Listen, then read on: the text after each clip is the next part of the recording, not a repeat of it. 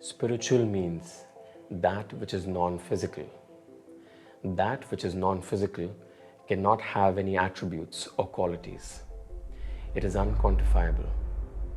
I believe most, if not all, misconceptions or myths about spirituality are stemming from imposing labels and tangible terms to the intangible, trying to measure the immeasurable, and attaching form to the formless.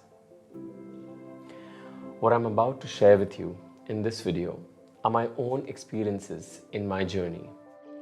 Some of these misconceptions I have had myself, some I have observed in other people, and by no means am I an absolute authority on spirituality.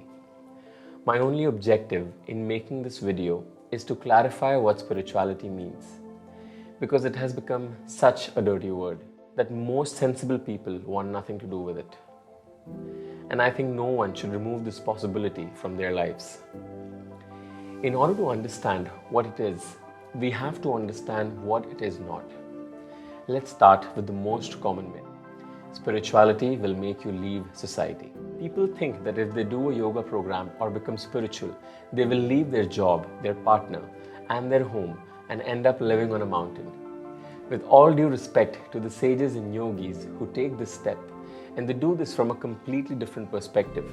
Whether to live with your family or off the grid in a cave is an external choice which has nothing to do with your interiority.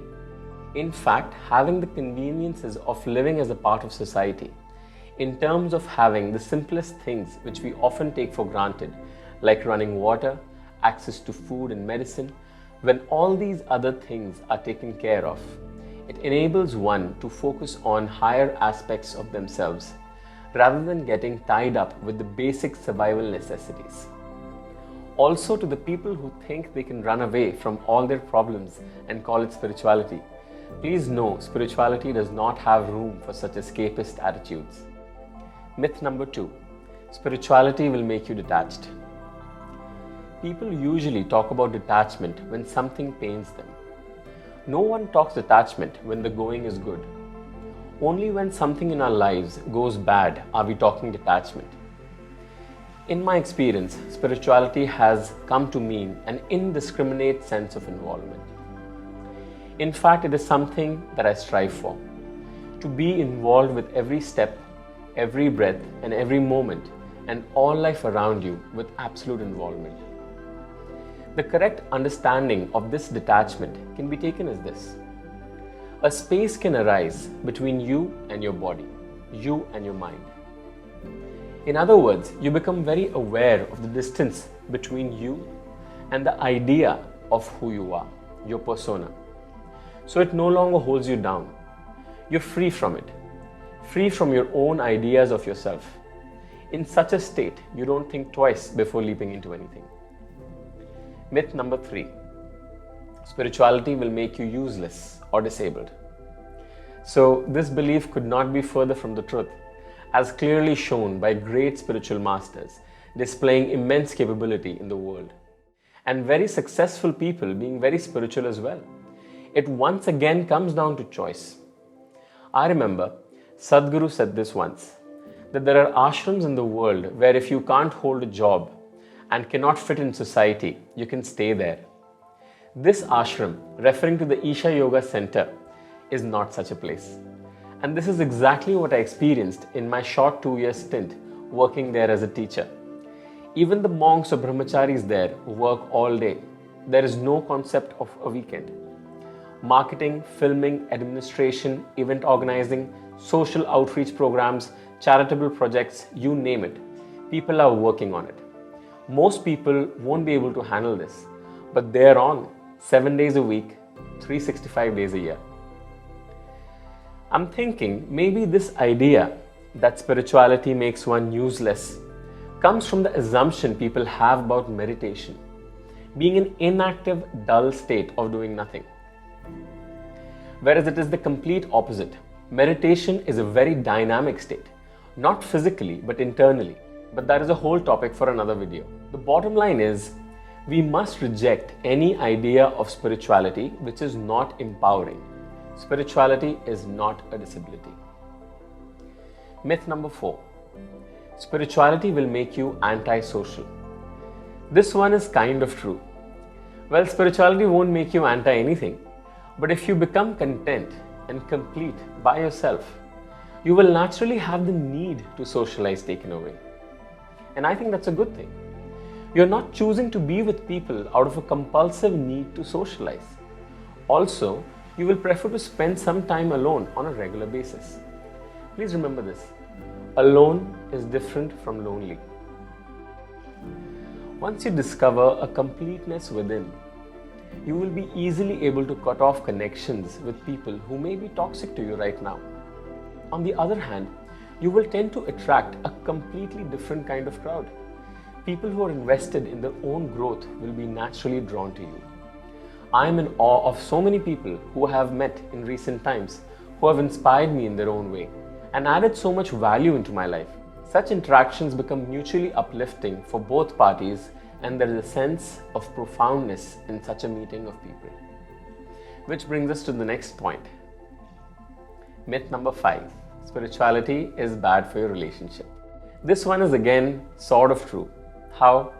Well, I know a few people who were in a relationship and started growing in a tremendous way, which was intimidating and threatening to their partners. So in reality, insecurity killed their relationship, not spirituality. Resentment towards your partner because of their success in multiple areas of their life, which by the way is what spirituality brings you, is then what actually separates them. Here it is important to point out the fact that people who are growing and doing good in their subjective perspective of what success means to them need not necessarily call themselves spiritual, but will exhibit all the qualities of a mature spiritual person. So in essence, it doesn't really matter if one identifies themselves as spiritual or whatever. What's important is that such people are never threatened by the positive growth and development of their partners or anyone around them. And when both the people are aligned to their own growth in life, then I believe this is the best case scenario. Myth number 6. Spirituality is an act. This one is very important to understand. Spirituality is not something which you do. It is what you are. Now, there are various ways one gets to this and can confirm this in their own experience. Let's take yoga for example and approach it conceptually for now. Yoga means union. In the human experience, there is only you and the other, you and the rest of existence. If these two things become one, they say you're in yoga. So yoga is a state. But when people say they're doing yoga, they're actually practicing some system of yoga as a device or medium to reach the state of yoga. But in layman terms, we are referring to the destination as the medium through which we arrive at it. So technically, you cannot do yoga. You can become it. And similarly, you cannot do spirituality. Although, since we haven't arrived at it, so the use of these tools and devices like yoga and meditation can help us deepen our spiritual understanding. Myth number 7. Spirituality is self-improvement. Now don't get me wrong, I have nothing against self-improvement. In fact, I invest a lot of my time and energy in it. But the thing is, spirituality is not something which you can get better at. Then how do you become more spiritual? Well, you don't really in a way. You can only really realize your spiritual nature. Or another understanding is, if you remove your ideas of who you are, what you're left with is who you really are. If that doesn't make sense, here is another example. Think of a light bulb, which is covered with a black cloth.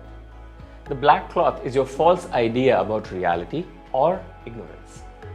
If you remove the cloth, suddenly the light shines through. It was always there, but now it's shining through. So spirituality is not an achievement. It is a realization. You can only realize something which is already there. We are on the last myth now, number 8. Spirituality is a religion or cult.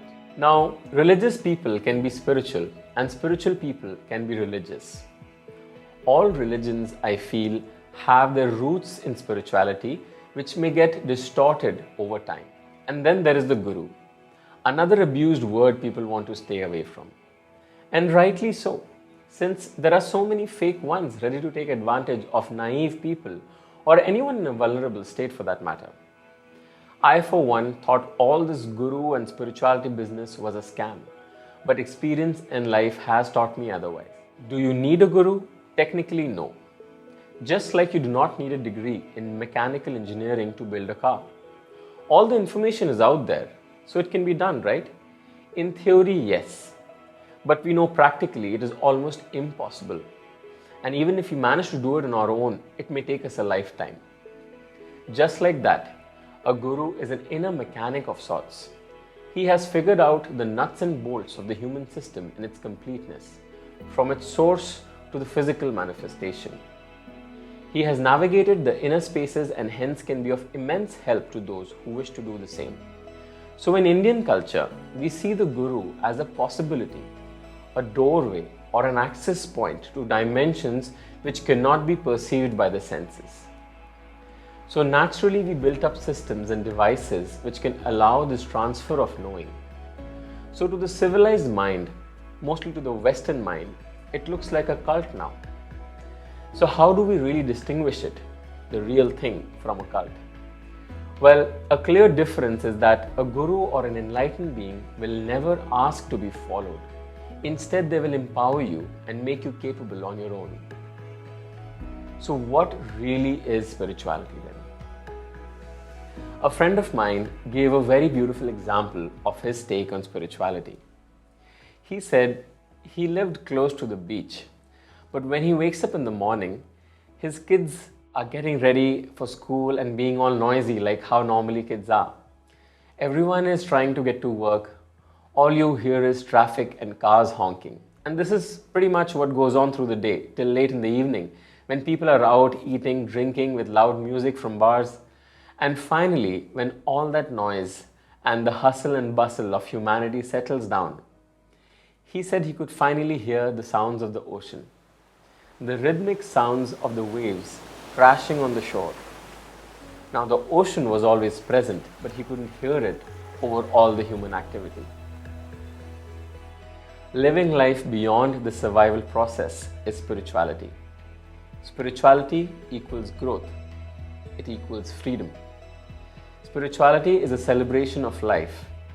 So, in a way, our personal definition of spirituality needs to constantly evolve. It needs to be less about judgments of the mind, which invariably separates us from one another and ourselves. It needs to move more towards inclusivity and love. Thank you so much for watching this video and sticking out till the end. This channel is brand new and it will help if you hit the like button. Share this video if you think it resonates with you in some way and subscribe for more content like this. Let me know in the comments below how you define spirituality. See you in the next one.